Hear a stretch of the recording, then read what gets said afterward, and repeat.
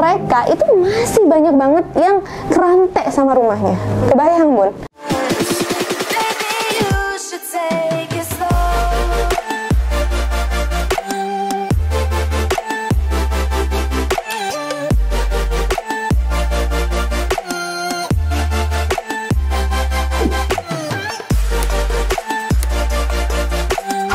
Kita berbicara tentang komunikasi dari hati ke hati, begitu ya Mbak ya. Saat ini yang jadi kendala kita apa dulu nih Bun? Izin aku assessment dulu ya. Jangan sampai nanti aku udah jelasin komunikasi A, B, C, D, ternyata ya bukan itu problem yang sering kita hadapin kan, seperti itu Bun. Kalau masalah definisi mah bisa kita pelajarin di Google banyak ya Bunda ya.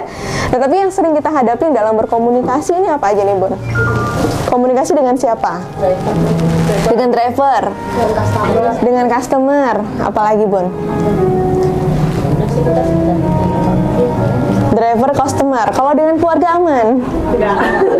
Mau kalau dengan, soalnya begini Bun, nggak hanya driver ya Bunda ya, nggak hanya nggak hanya kita dengan customer, tapi kadang kitanya sendiri ketika kita komunikasi dengan keluarga kita belum beres, itu akan berefek dengan bagaimana kita berkomunikasi dengan orang lain di luar rumah kita. Termasuk dalam pekerjaan, teman-teman di kantor itu selalu kita wanti-wanti Bun.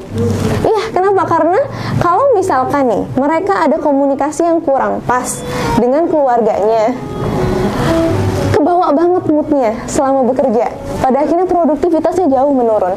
Nah, kita di para emak-emak para emak-emak yang kalau udah pusing duluan sama urusan rumah, apalagi anak udah ngerengek pagi-pagi, itu kan udah pusing banget tuh kita kan ya Bunda ya. Belum lagi suami minta ini itu kan ya.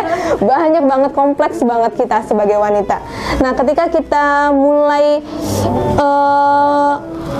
memberikan diri kita untuk pekerjaan kita, ketika kita menghadirkan diri kita untuk pekerjaan kita, kadang pikiran kita tuh masih nyangkut dengan urusan rumah. Hingga pada akhirnya kita tuh nggak bisa memberikan hal lebih. Bahkan untuk tersenyum aja rasanya bibir itu susah untuk dilebarkan. Pernah merasakan seperti itu Bun? Sering kayaknya. Karena ini para wanita-wanita hebat nih. Dan para wanita kita tahu bersama lah ya, masalah kita nggak jauh beda kok Bun.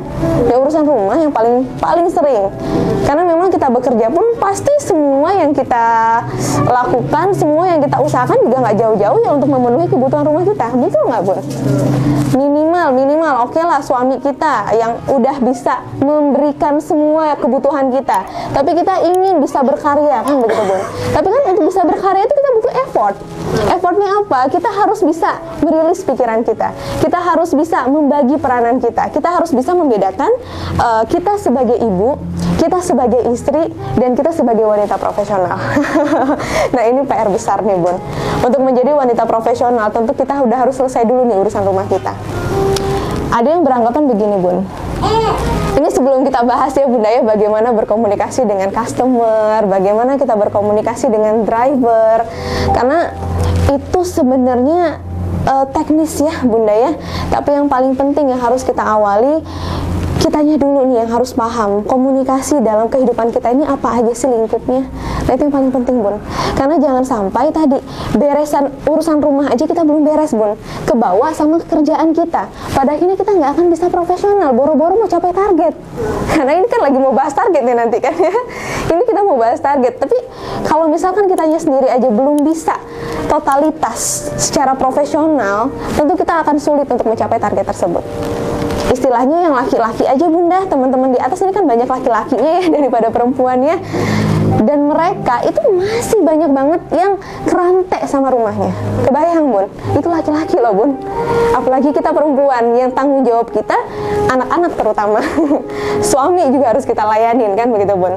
Sementara kita harus tetap profesional. Begitu Bunda-bunda, beda lah sama yang masih gadis, tentu beda. Mereka bisa totalitas karena urusan mereka udah di cover sama keluarganya masih ya Bunda ya. Lah kita, semua kita kan begitu, urusan rumah kita. Apalagi kita nggak pakai istilahnya baby sister, kita nggak pakai istilahnya yang ART, semua kita kerjain sendiri. Hingga pada akhirnya kita harus cerdas membagi waktu, memanajemen waktu, memanajemen mood yang paling penting. Kalau manajemen mood nggak berhasil, pada akhirnya dalam kita berkomunikasi Bunda, sering banget yang sering kita alami adalah komunikasi kita maksudnya pengen bilang A, tapi orang nyambungnya B.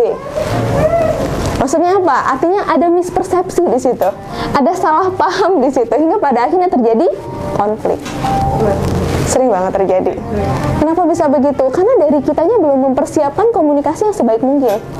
Dari apa mulanya? Dari isi pikiran kita, Bun. Kita udah terlanjur mumet duluan sama pikiran kita, hingga pada akhirnya mempengaruhi mood di dalam diri kita, mempengaruhi rasa yang ada dalam diri kita.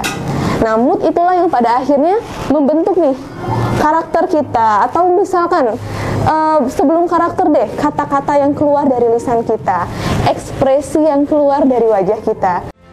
Cintailah dirimu. Kamu berharga.